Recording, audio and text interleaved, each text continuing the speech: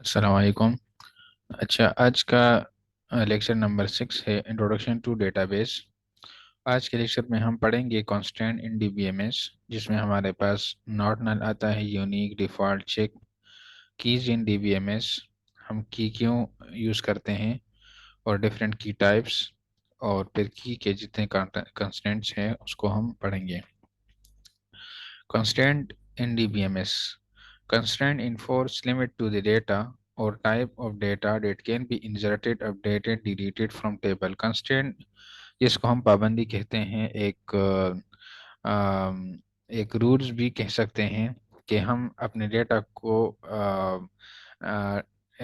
Database पे apply कर लें कि जिसमें हमारे पास जो भी डेटा एंटर होता हो तो हमारा जो रिक्वायर्ड डेटा है वो ओनली इंसर्टेड हो, जो हमें चाहिए। इस तरह ना हो कि जो हमें नहीं चाहिए वो डेटा को इंसर्ट कर लें।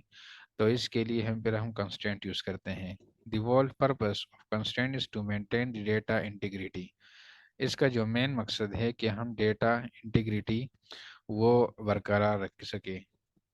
डेटाबेस का जो हमने स्टार्ट में इसका जो डिफिनीशन पढ़ा था कि डेटाबेस में हमारे पास क्या होगा, डुप्लीकेशन नहीं होगा, जो अच्छा डेटाबेस होगा, मतलब रिडंडेंसी नहीं होगा, और दूसरा जो होगा वो डेटा इंटीग्रिटी होगा, इंटीग्रेटेड डेटा होगा। During in update, delete, insert, जब हम अपडेट करते हैं, डिलीट करते हैं या इंसर्शन करते हैं तो हमारे पास ऐसा ना हो कि दूसरा डेटा भी ख़राब हो जाए।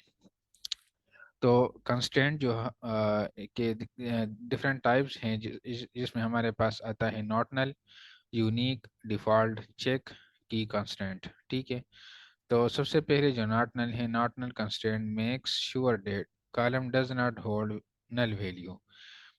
नॉट नल जब हम कंस्ट्रेंट लगाते हैं तो इसका मकसद ये होता है कि इस जिस कॉलम पे हमने नॉट नल लगाया है तो इसमें हम नल वैल्यू इंसर्ट नहीं रखेंगे। इससे पहले अगर आप प्रीवियस वाला एग्जांपल हमने किया था तो इसमें आपने देखा था जब हम ओनली नेम टेबल में इंसर्ट करते थे और बाकी डेटा नहीं इंसर्ट करते थे तो बाकी डेटा ऑटोमेटिकली नल आ जाता था।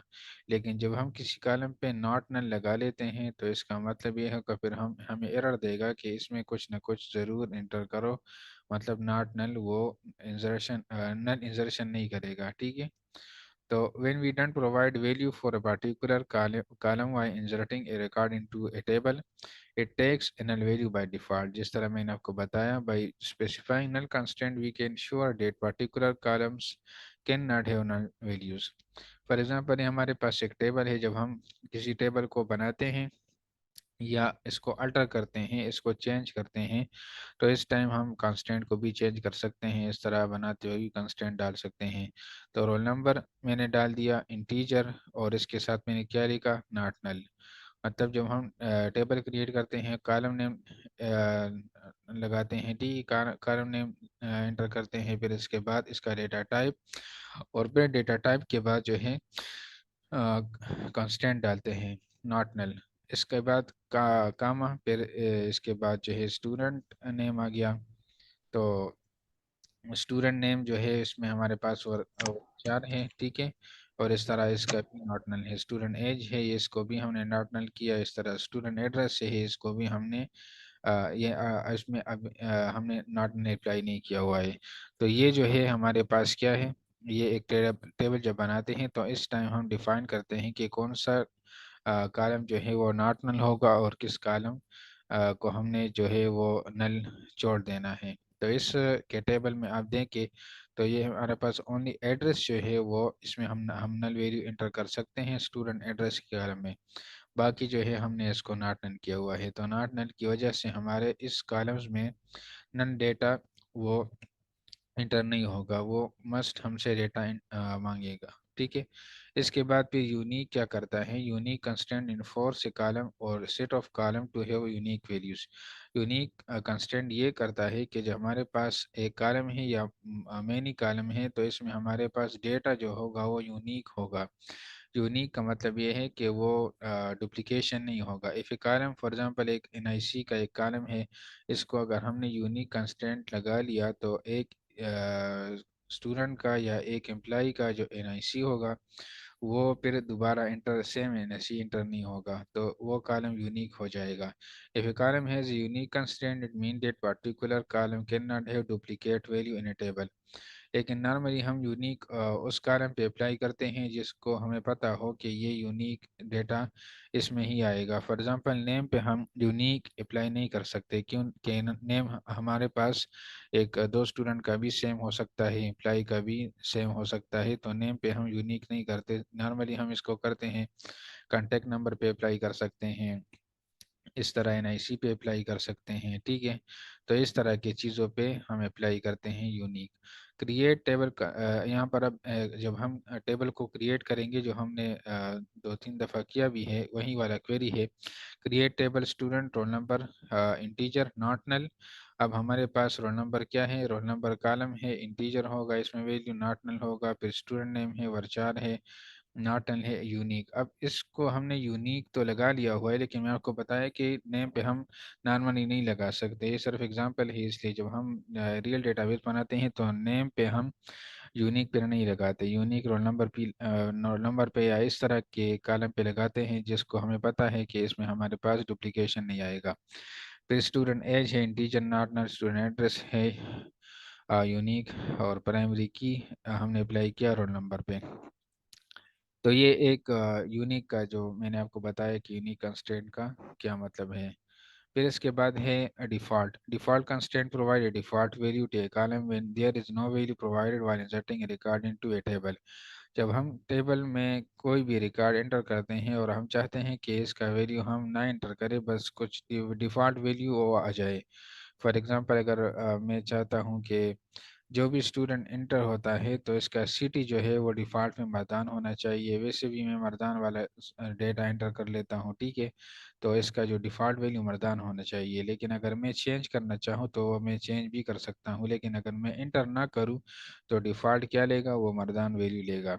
तो यहाँ पर अब देखने create table student roll number column का नेम हो गया, integer data type not null, constant हो गया, स्टूडेंट नेम वर्चार हो गया नॉट नल, इस तरह कंस्टेंट हो गया, student age column name integer data type not null, constant हो गया, exam fee column name integer data type, and default जो है अपने इसमें हमने क्या लिखा कि 10,000। तो अगर मिसाल के तौर में ये इंटर कर लेता हूँ कि स्टूडेंट का फ़ी एग्जाम फ़ी 10,000 है, और हर बार मैं 1,000 10,000 एंटर कर लेता हूँ, तो इसकी बजाय इस तरह तो ठीक है कि मैं एग्जाम फ़ी ना दूँ और डिफ़ॉल्ट में 10,000 वो एंटर करें। तो डिफ़ॉल्ट वैल्यू वो क्या आएगा, 10,000 आएगा। स्टूडेंट एड्रेस आएगा, फिर प्राइमरी की जो है वो रोल नंबर है, ठीक है। तो ये हमारे पास डिफ़ॉल्ट का ये मतलब होता है। इसके बाद फिर है check constant. This constant is used to specifying range of value for a particular column of a table. ये हम एक कंस्टेंट लगाते हैं कि हम एक रेंज के अंदर वैल्यू को एंटर करें, इस रेंज से बाहर हमारे पास वैल्यू ना हो। when this constant is being set on a column it ensures that the specified column must have the value falling in the specified range। अब इसकी क्वेरी को देख के जब हम टेबल बनाते हैं, create table student roll number integer not check. अब रोल नंबर को हम चेक करते हैं कि चेक कांस्टेंट लगाते हैं, check roll number is greater than 1,000। मतलब वो वाला नंबर ये रोल नंबर लेगा जिसकी वैल्यू 1,000 से ऊपर होगा। फॉर एग्जांपल अगर मैं 800 इंटर करूंगा तो वो कहेगा कि ये रोल नंबर ठीक नहीं है, ठीक है, आपने मतलब 1,001 से 1,002 से स्टार्ट करना है, ठीक है। तो ये यहाँ पर हमने क्या किया, रोल नंबर पे चेक कांस्टेंट लगा लिया कि इसके अंदर जो वैल्यू होगा वो 1,000 से बड़ी होनी चाहिए, इससे छोटी नहीं होनी चाहिए। तो स्टूडेंट नेम वर्चार, ठीक है, फिर not null, student age data type integer not null, constant exam फी।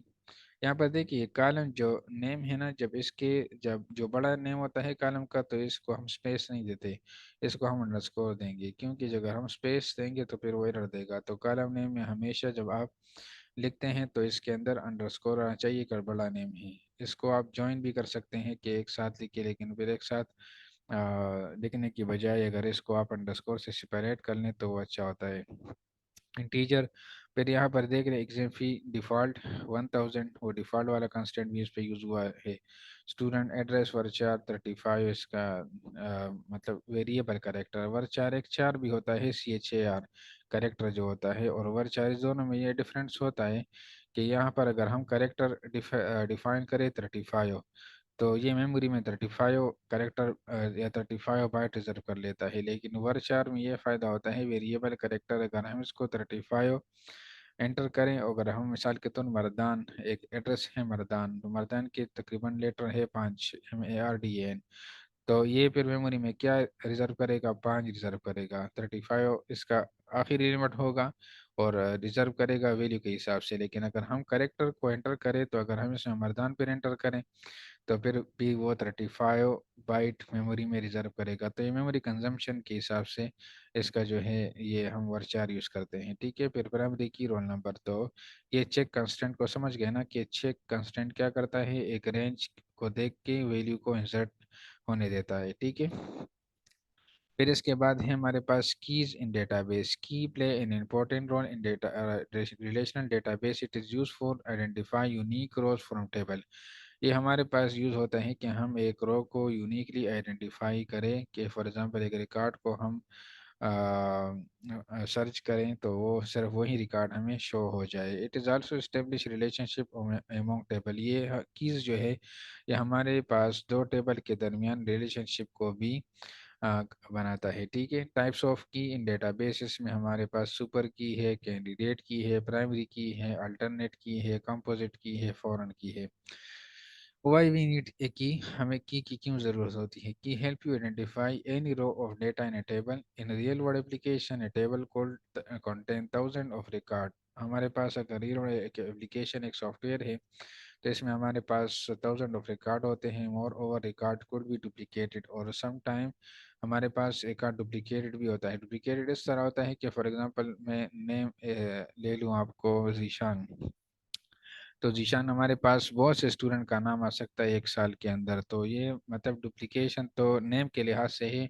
लेकिन अगर मैं सिर्फ आपका डेटा वो एक्सेस करना चाहता हूँ, कि सिर्फ आप ही का डेटा आ जाए, तो उस टाइम मैं क्या करूँगा, मैं की यूज़ करूँगा, की कॉलम यूज़ करूँगा। की कॉलम क्या करेगा, वो सिर्फ आपका रिकॉर्ड डेटा शो करेगा। या तो मैं रजिस्ट्रेशन नंबर वो यूज़ करूँगा, कि जिससे मुझे ये पता चले कि ये सिर्फ आप ही का रिकॉर्ड है, उसमें डुप्लीकेशन नहीं हो, क्योंकि नेम से तो डुप्लीकेशन आ सकता है। ठीक है, और या मैं NIC नंबर या कॉन्टैक्ट नंबर इस तरह यूज़ करूँगा।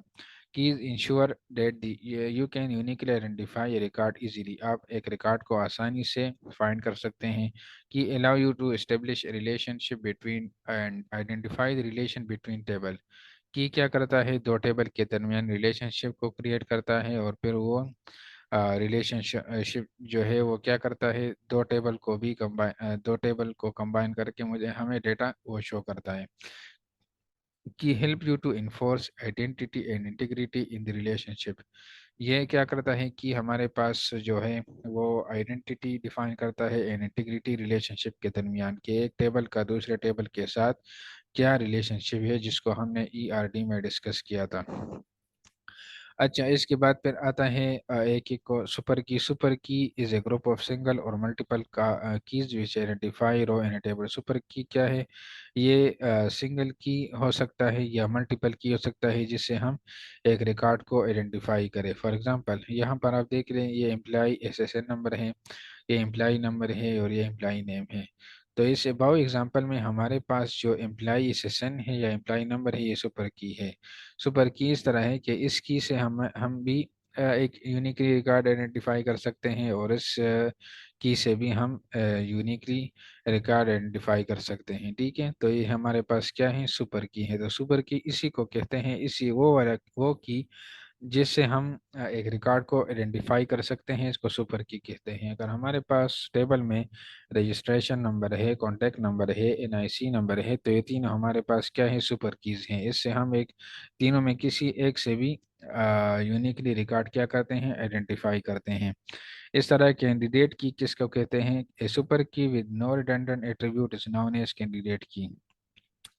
कैंडिडेट की हम किसी भी सुपर की से सेलेक्ट कर सकते हैं। एवरी टेबल है एटलीस्ट सिंगल कैंडिडेट की, एक टेबल में हमारे पास सिंगल कैंडिडेट की हो सकता है। प्रॉपर्टीज कैंडिडेट की क्या होगा कि इसमें हमारे पास यूनिक वैल्यू होगा और नल वैल्यू नहीं होगा, ठीक है। तो ये हमारे पास इस एग्जांपल में अगर हम देख लें, student ID, roll number, email are candidate key which help to unique identify record table. तो सुपर की हमारे पास वो वाला की जिसे हम यूनिकली आइडेंटिफाई करें रिकॉर्ड और कैंडिडेट की, वो सुपर कीज वो सुपर कीज जिसको हमारे पास रिडंडेंट डेटा ना हो, ठीक है।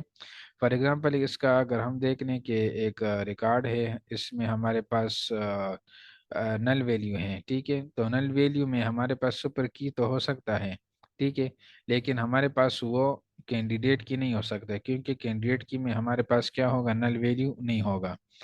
तो इसलिए हम इसको कैंडिडेट की कहते हैं।